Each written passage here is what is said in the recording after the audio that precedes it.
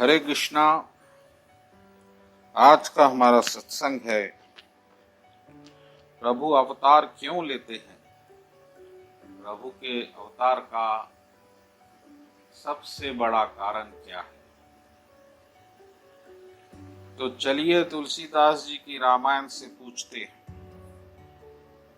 क्योंकि यही प्रश्न माता पार्वती ने किया भगवान शंकर से कि प्रभु मुझे बताइए कि प्रभु अवतार क्यों लेते हैं। नाथ धरेहु नर्तन के ही हेतु। क्यों नाथ धरेहु नर्तन यानी नर का शरीर क्यों लेते हैं। मोहि समझाई कहु ऋषि तू। मुझे समझाओ प्रभु, मेरी बुद्धि भ्रमित हो जाती है। त्रिकोल के त्रिलोक के नाथ, ब्रह्मांड के नाथ, जिनकी मात्र इच्छा से अनंत कोटि ब्रह्मांड उत्पन्न हो जाते हैं, ऐसे प्रभु मृत्यु लोक में आते हैं, जहां सब लोग पापी दुष्ट, जिन्हें कोई प्रभु का सम्मान नहीं, और यहाँ आकर प्रभु नाना प्रकार के दुख भी सहते हैं। तो प्रभु ऐसी क्या आवश्यकता हो जाती है। आप कहते हैं प्रभु के राक्षसों का वध करना है, तो वध के कई तरीके, कई अन्य ढंग से भी इनका वध किया जा सकता है। इसके लिए प्रभु को प्रत्यक्ष आने की क्या आवश्यकता पड़ गई है। यही प्रश्न है माता पार्वती जी। इसीलिए कह रही है कि नाथ धरेहु नर्तन के ही हेतु। अब मुझे समझाओ प्रभु। अब भगवान शंकर जी क्या कह रहे हैं, इस पे ध्यान दीजिए। भगवान शंकर जी ने कहा कि जब जब धर्म की हानि होती है, जब जब अत्याचार बढ़ जाता है, तब तब प्रभु अवतार लेते हैं। लेकिन ये तो मुख्य कारण नहीं है, इसके पीछे का रहस्यमय कारण भी है। देखिए भगवान शंकर जी ने क्या कहा। करिहि अनीति जाई नहीं बरनी, सीधहि विप्रधेनु सुर धरनी। जब ऐसा अन्याय हो जाता है, ब्राह्मण के खिलाफ, गाय के खिलाफ, देवताओं के खिलाफ, और पृथ्वी बहुत कष्ट पाती है, तब भगवान दिव्य शरीर धारण करके इनकी पीड़ा को हरते हैं। लेकिन इससे भगवान को क्या लाभ।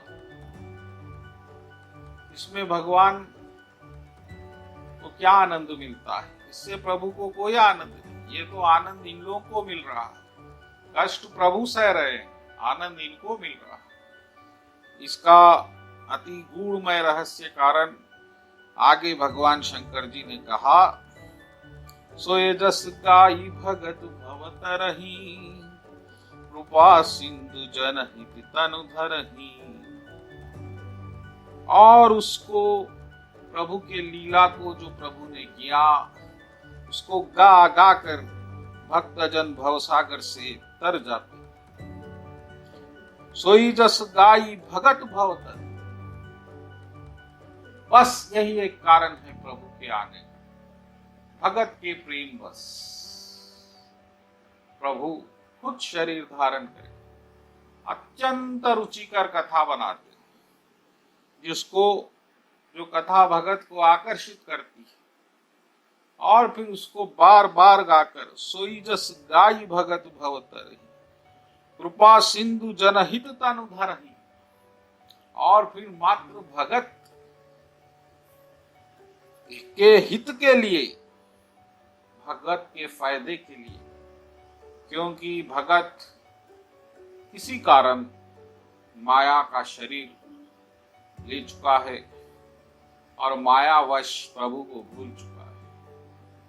अब वो चाहे तो भी प्रभु का स्मरण कैसे रखे। उसे तो विचार तो माया के ही आएंगे।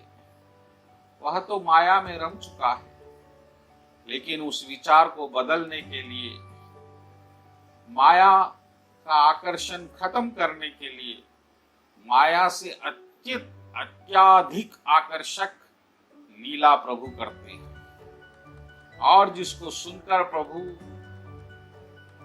भगत माया को भूल जाता है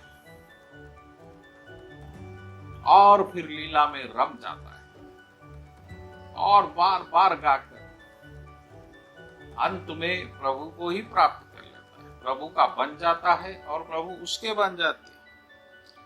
इसीलिए भगवान शंकर स्वयं कह रहे हैं, सोई जस गाई भगत भवतरही,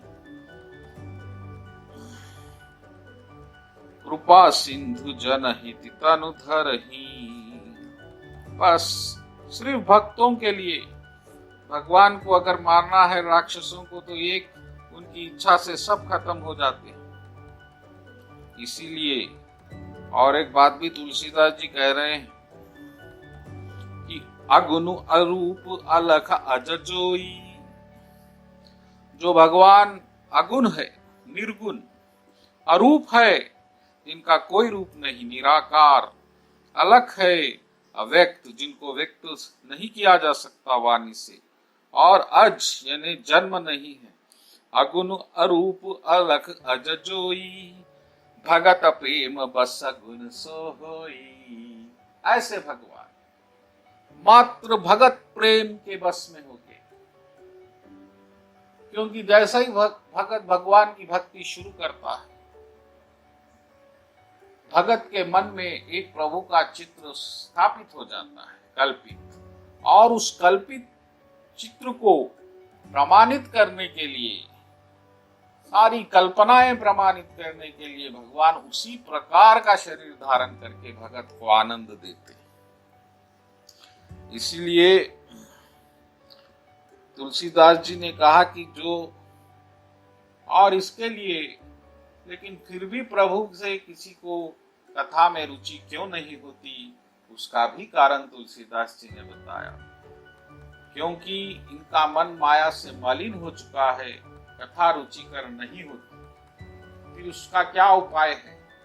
अगर आप भगवान का नाम जपेंगे तो आपका अंतःकरण पवित्र हो जाएगा और फिर कथा में स्वाभाविक रुचि पैदा हो जाएगी। इसीलिए जो इस तरह नहीं करते उनको तुलसीदास जी ने कहा कि अज्ञ अकोविद अंधा भागी, काय विषय मुकुर मन लागी। ऐसे अज्ञानी, मूर्ख, अंधे और भाग्यहीन है जो इस लीला में डूबते नहीं, इस लीला के तालाब में नहाते नहीं। ऐसा प्रभु की कृपा है। प्रभु को बस भक्तों की चिंता है, इसलिए पहले आप नाम जपना शुरू कर दीजिए। और तुलसीदास जी ने कहा है, भाय कुभाय अनक आलस हूँ, नाम जपत मंगल दिसि जपहूं। आप भगवान का नाम अच्छे भाव से या बुरे भाव से, क्रोध से, आलस्य से, किसी तरह से भी जपेंगे, दसों दिशाओं में कल्याण होता है। भाय कुभाय अनक आलस हूं, नाम जपत 10 दिशाओं में। अभी देखिए, हम 4 दिशाओं को मानते हैं, उत्तर, दक्षिण और पूर्व, पश्चिम, लेकिन भारतीय संस्कृति ने 10 दिशाओं का निर्माण किया है और इन 10 दिशाओं से नाम जपने से आपको लाभ होगा। आप क्रोध से जपिए, बिना ज्ञान के जपिए, ज्ञान से जपिए, किसी तरह से जपिए। अब आपको एक चिंता होगी कि मैं बड़ा पापी हूं, मैं कैसा जपूं प्रभु का नाम। इस पर भी तुलसीदास जी ने आगे कहा कि मुझे भरोसा है कि पूरे मेरे अवगुण प्रभु खत्म करेंगे, मिटा देंगे, मुझे मुक्त करेंगे। तुलसीदास जी आगे कह रहे हैं कि मोरी सुधार ही सो सब भांति, हर ढंग से मुझे सुधारेंगे। क्यों? क्योंकि प्रभु का स्वभाव है कृपा करना। जिस तरह पापी लोग पाप करते नहीं थकते, उसी तरह प्रभु भी कृपा करते नहीं थकते अपने भक्तों पर। जासु कृपा नहीं कृपा अघाती। इसीलिए भक्तों को पूरा विश्वास है कि सब कल्याण ही होगा। मोरे सुधार ही सो सब भांति, जासु कृपा नहीं कृपा अघाती। इसीलिए चारों युगों में नाम का बड़ा प्रभाव। तो भक्तगणों, स्पष्ट है कि प्रभु जो अवतार लेते हैं उसका बस एक ही कारण है कि वह लीला भगत लोग गाए, बार बार गाए और बार बार गाने के बाद प्रभु को प्राप्त करे। इससे हटके प्रभु कोई बड़ा कारण और नहीं है। और इतने बड़े भगवान, इतनी बड़ी चिंता कि किस तरह मैं अपने भगत को इस माया से निकाल दूं, फिर उसे अपने सहज स्वरूप में ला लूं, मेरे लोग वापस ला लूं, इसीलिए इतनी बड़ी लीला करते हैं। इसीलिए भक्तगणों, आप अपने नित्य कार्य बनाइए, रामायण पढ़िए, भागवत पढ़िए, गीता पढ़िए, जितना हो सकता हर जगह हर क्षण पढ़िए, कम से कम सुबह और शाम पढ़िए, वरना आप न प्रभु को समझ सकेंगे न जान सकेंगे। और बिना जाने प्रभु की महानता को पहचाने आप प्रभु को कैसे प्राप्त करेंगे, यह जानने की बात है। इसीलिए भक्तगणों, जितना आप प्रभु को जानेंगे उतना आप प्रभु से समझेंगे, और जितना आप समझेंगे आपको प्रभु के प्रति उतना ही विश्वास बढ़ेगा। और जैसा ही विश्वास बढ़ेगा प्रीति जागेगी, और जैसा ही प्रीति जागेगी प्रभु से आपको आपकी भक्ति दृढ़ हो जाएगी, मजबूत हो जाएगी। क्योंकि तुलसीदास जी भी ये कह रहे हैं कि राम कृपा बिन सुन खगराई, जानी न जाई राम प्रभुताई। हे पक्षीराज गरुड़, मैं अपना अनुभव कहता हूँ कि भगवान के भजन के बिना क्लेश दूर नहीं होते, और राम जी की कृपा के बिना राम जी की प्रभुता को नहीं जाना जा सकता जब तक भगवान आपको बताएंगे नहीं। और भगवान कैसा बताएंगे? आपकी जिज्ञासा से, आपके प्रेम से। और जाने बिन न होई परतीति, और प्रभु को जाने बिना उन पर विश्वास नहीं जमेगा। बिना परतीति होई नहीं प्रीति, और विश्वास के बिना प्रीति नहीं होती। प्रीति बिना नहीं भगति दृढ़ाई, और जब तक प्रीति नहीं होगी भक्ति दृढ़ नहीं हो सकती। इसीलिए भक्तगणों, आप लीला को नित्य पढ़िए, प्रभु को जानिए, प्रभु का स्वभाव, प्रभु कैसा सोचते हैं, कैसा करते हैं, कैसा भगत को चाहते हैं, उनकी कितनी महानता है जो अपन कोई व्यक्त नहीं कर सकता।